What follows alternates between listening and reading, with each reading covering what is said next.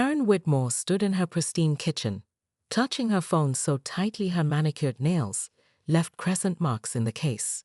Outside her window, that house mocked her with its slightly overgrown lawn and faded mailbox.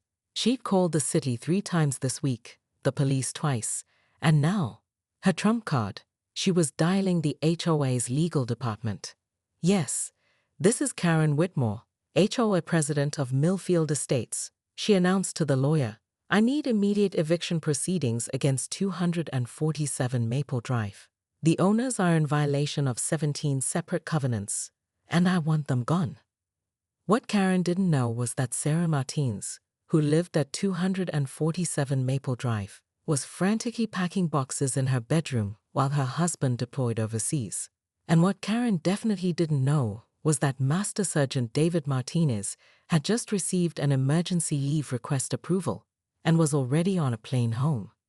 3 hours later, Karen strutted across the street in her HOA-issued blazer, a thick manila envelope in her hand. She'd personally driven to the courthouse to expedite the eviction notice, paying extra fees with her own money just to see the look on that woman's face. Sarah Martinez answered the door holding a crying toddler, her eyes red-rimmed and exhausted. "Mrs. Martinez," Karen announced with theatrical authority, "you have 72 hours to vacate these premises. Your repeated violations of HOA Covenants 3.2, 7.1, and 15.8 through 15.24 have resulted in immediate termination of your residency rights." Sarah's face crumpled.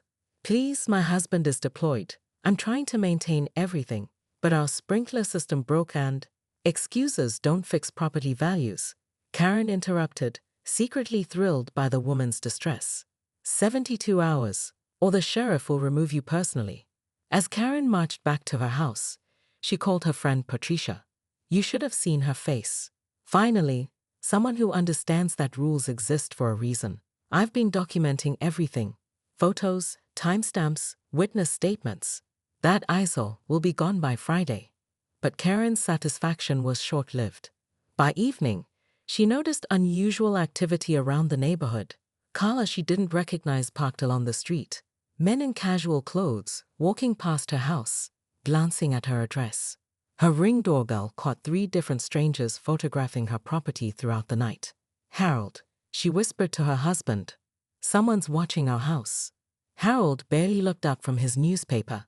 "Maybe you finally pushed the wrong person, Karen." "Don't be ridiculous," she snapped. But a tiny seed of unease planted itself in her chest. She'd been HOA president for 6 years, and no one had ever challenged her authority successfully. Her systematic approach had cleared out 12 undesirable families, and the property values had soared. The next morning, Karen discovered her car had been egged, perfectly legal since no permanent damage was done, but infuriating nonetheless. Her mailbox had been stuffed with flyers for veteran support services, each one hand-delivered. Most unsettling, someone had planted small American flags throughout her front yard in the middle of the night. "This is harassment," she screamed into her phone at the police station. "They're intimidating me."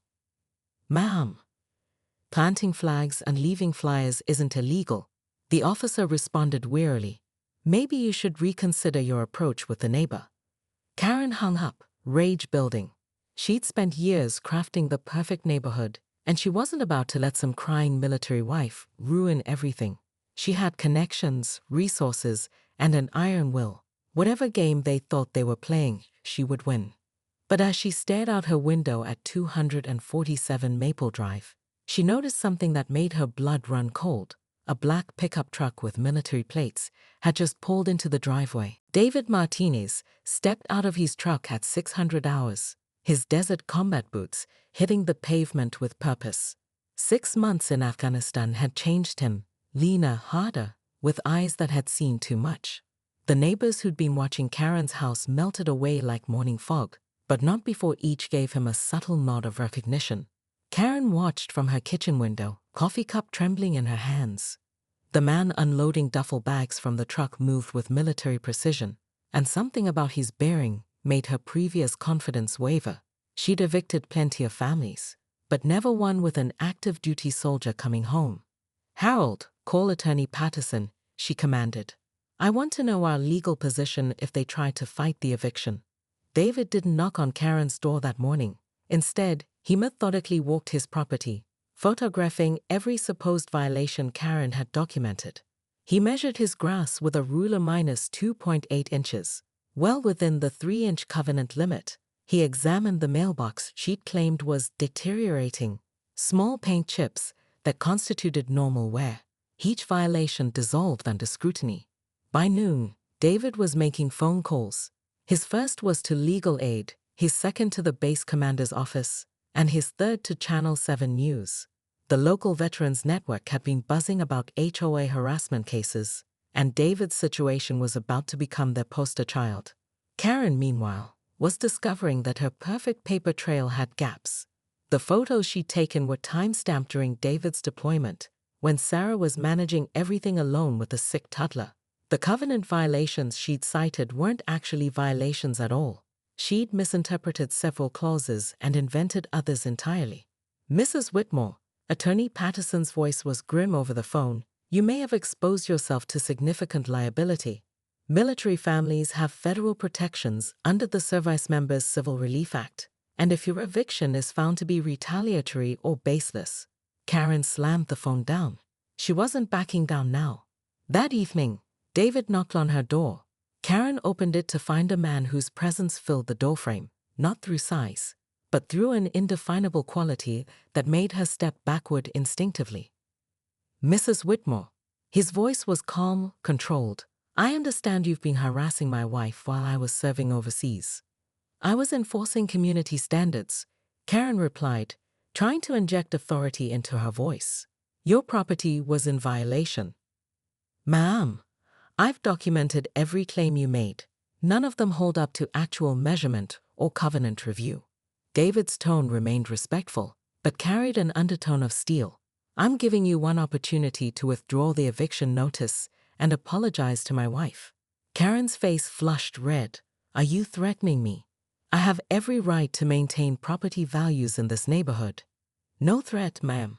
Just informing you that tomorrow morning, Channel 7 will be interviewing my wife about HOA harassment of military families.